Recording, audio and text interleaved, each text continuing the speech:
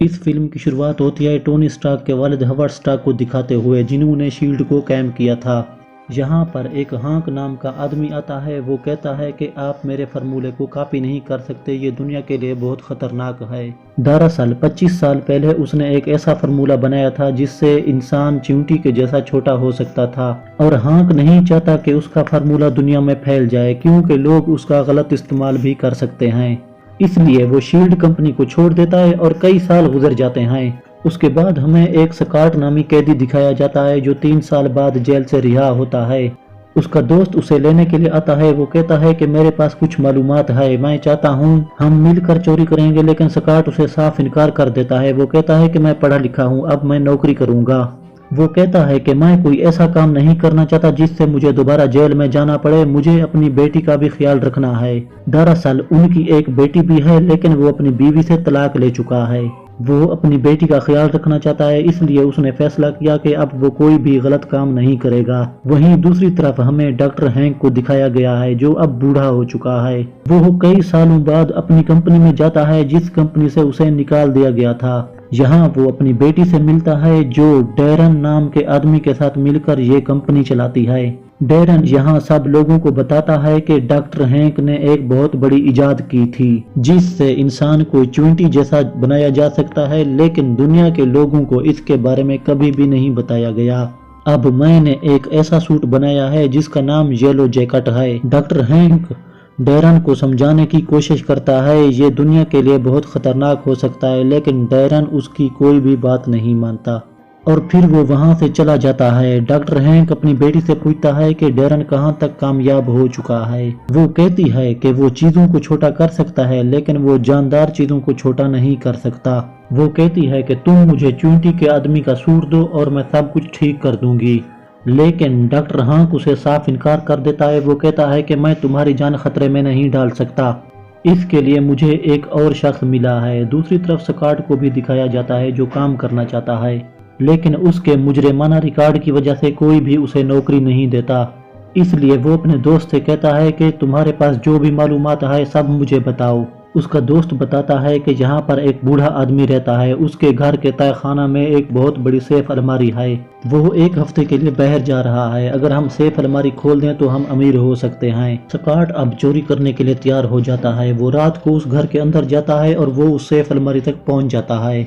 उस सेफ अलमारी को कोई आम चोर नहीं खोल सकता, लेकिन स्कॉट बहुत ज़हीन है और वो अपने काम में बहुत माहिर होता है। वो उस सेफ अलमारी को खोल लेता है और जब उसके अंदर देखता है तो वहाँ पर कोई पैसा नहीं होता, बस एक अजीब सा सूट पड़ा होता है। स्कॉट मायूस हो जाता है और वो उस सूट को उठाकर वहाँ से चला जाता है।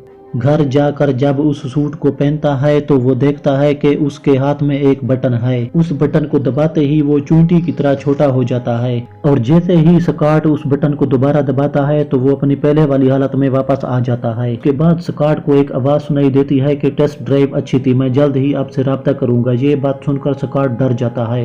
वो इस सूट को वापस रखने के लिए उसी घर में वापस चला जाता है, और जब घर से बाहर आता है तो उसे पुलिस गिरफ्तार कर लेती है।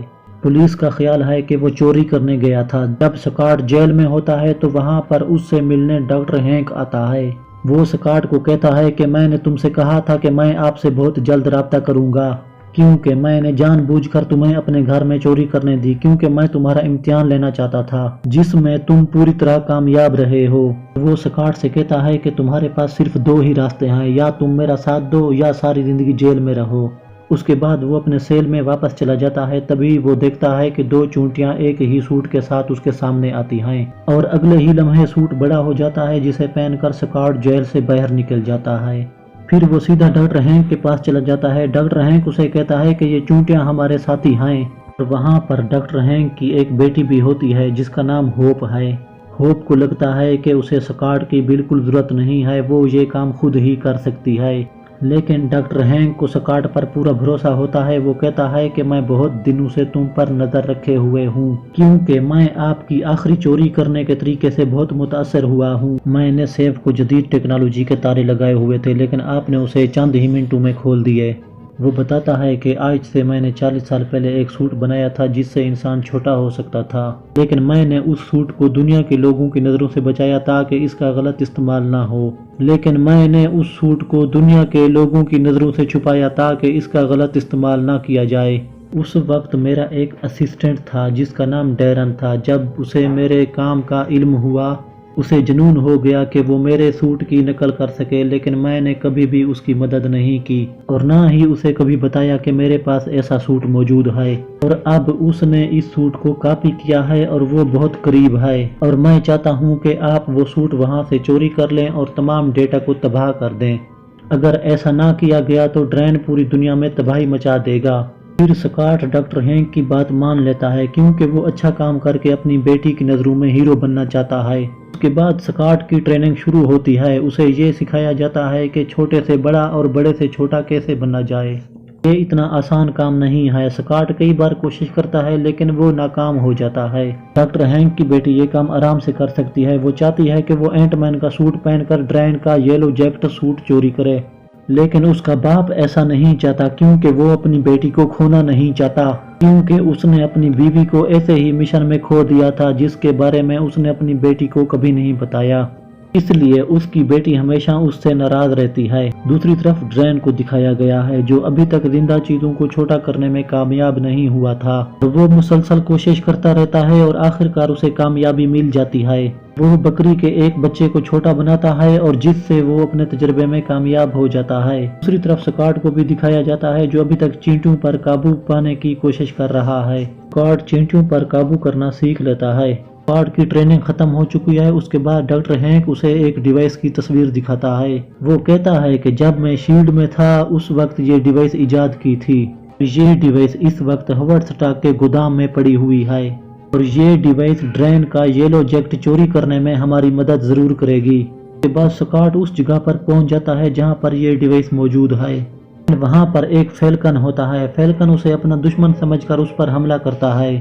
پھر ڈاکٹر ہینک اسے واپس آنے کو کہتا ہے لیکن سکاٹ اس کی بات نہیں سنتا۔ وہ فیلکن کا سوٹ خراب کر کے واپس چلا جاتا ہے۔ واپس آتے ہی ڈاکٹر ہینک اسے بہت ڈانٹتا ہے۔ وہ اسے کہتا ہے کہ آپ اپنا سوٹ کھو سکتے تھے۔ پھر سکاٹ وہ ڈیوائس میز پر رکھتا ہے جو لینے کے لیے ڈاکٹر ہینک نے اسے بھیجا تھا۔ اس کے بعد ڈاکٹر ہینک اور اس کی بیٹی یہ ڈیوائس دیکھ کر بہت خوش ہو جاتے ہیں۔ پھر سکاٹ اپنے تمام دوستوں کو فون کرتا ہے جن کے ساتھ وہ مل کر چوریاں کرتا تھا، اور وہ سب یہاں پر آ جاتے ہیں، اور یہ سب مل کر ایک منصوبہ بناتے ہیں کہ کس طرح سوٹ چوری کرنا ہے اور سارا ڈیٹا مٹانا ہے۔ اور یہ کام اتنا آسان نہیں تھا کیونکہ وہاں پر سیکورٹی بہت ہی سخت تھی۔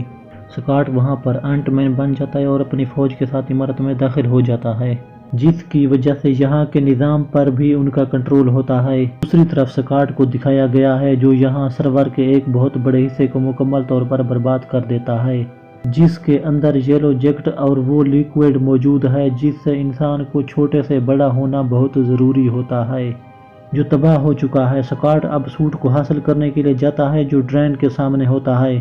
ڈاکٹر ہانک اور اس کی بیٹی بھی اس کمرے میں موجود ہوتے ہیں۔ اب سکاٹ چھلانگ لگا کر پتلی ٹیوب سے وہ یلو جیکٹ سوٹ حاصل کرتا ہے، لیکن جیسے ہی وہ اس تک پہنچتا ہے ڈرین سکاٹ کو پکڑ لیتا ہے۔ اب سکاٹ اس کی قید میں ہے، اور ڈرین ڈاکٹر ہینک سے کہتا ہے کہ مجھے ہمیشہ اس سوٹ کی تلاش تھی، میں چاہتا تھا کہ میں اسے پہن سکوں، لیکن تم نے یہ سوٹ ایک چور کو پہنایا ہے۔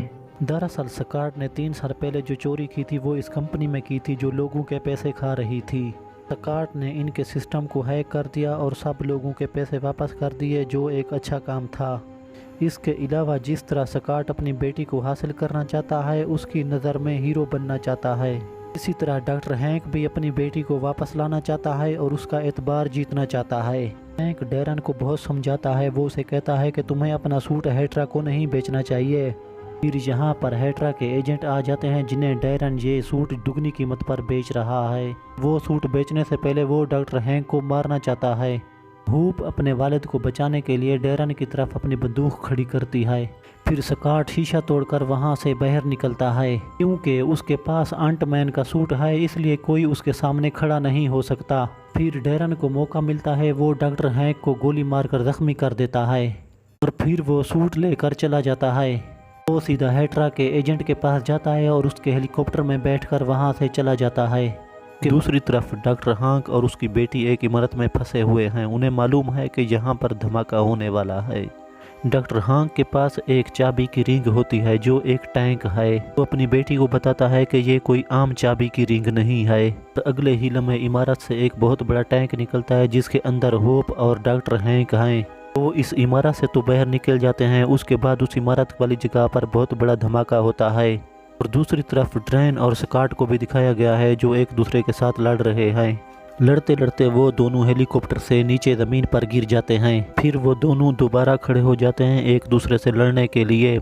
फिर स्कॉट उसे टेनिस के बल्ले से ज़ोर से मारता है। वो एक बर्की मशीन से जाकर टकराता है जो कीड़े मारती है और वो वहीं पर ही चिपक जाता है। स्कॉट उसकी तरफ जाने ही वाला था लेकिन वहाँ पर पुलिस आ जाती है और उसे पकड़ लेती है। पुलिस के रेडियो पर खबर आती है कि जिम के घर में हादसा हुआ है। स्कॉट समझ जाता है कि ड्रेन ज़रूर जिम के घर में गया हुआ है क्योंकि स्कॉट की बेटी जिम के घर में ही रहती है। फिर स्कॉट अपना हेलमेट पहनता है और पुलिस की गाड़ी से निकलकर सीधा उस जगह पर पहुंच जाता है जहां पर उसकी बेटी रहती है। फिर स्कॉट और ड्रेन के दरमियान में ज़बरदस्त लड़ाई होती है। तभी वहां पर जिम भी आ जाता है और वो ड्रेन को देखकर घबरा जाता है। वो समझता है कि स्कॉट जो कुछ भी कर रहा था सब भलाई के लिए ही कर रहा था, लेकिन ड्रेन जिम और स्कॉट की बेटी दोनों को मारना चाहता है। इससे पहले वो ऐसा कर सके स्कॉट छोटा होकर उसके सूट के अंदर चला जाता है और उन छोटे छोटे मालिक्यूलों को तबाह कर देता है जिसकी वजह से उसका सूट तबाह हो जाता है। इसकी वजह से ड्रेन के सूट से चिंगारियाँ निकलती हैं। वो और स्कॉट उस जगह से फ़ौरन गायब हो जाते हैं क्योंकि वो दोनों क्वांटम दायरे में चले गए हैं। यह एक ऐसी दुनिया है जहाँ इंसान को वक्त का कुछ भी पता नहीं चलता। वो हमेशा के लिए खो जाता है। हाँ, स्कॉट अपनी बेटी को याद कर रहा है तब उसे डॉक्टर हांक की बात याद आती है। वो रेगुलेटर को छेड़ रहा था। उसे लगाने के बाद वो अपने हाथ का बटन दबाता है और चीज़ें वापस उलट हो जाती हैं और स्कॉट अपनी दुनिया में वापस आ जाता है। इस तरह उसकी जान बच जाती है। और फिल्म के आखिर में दिखाया जाता है कि डॉक्टर हैंक अपनी बेटी को एक ख़ास सूट देता है जिसका नाम प्रोटोटाइप होता है। और फिल्म के आखिर में हमें दिखाया जाता है दी कैप्टन अमेरिका विंटर सोल्जर का एक सीन जहां पर कैप्टन अमेरिका और फैल्कन अपने दोस्त बकी को ढूंढ रहे हैं। अब उन दोनों को बकी मिल जाता है और वो आयरन मैन से रब्ता करने की कोशिश करते हैं लेकिन आयरन मैन से कोई भी रब्ता नहीं हो पाता। उसके बाद ये फिल्म यहाँ पर ख़त्म हो जाती है।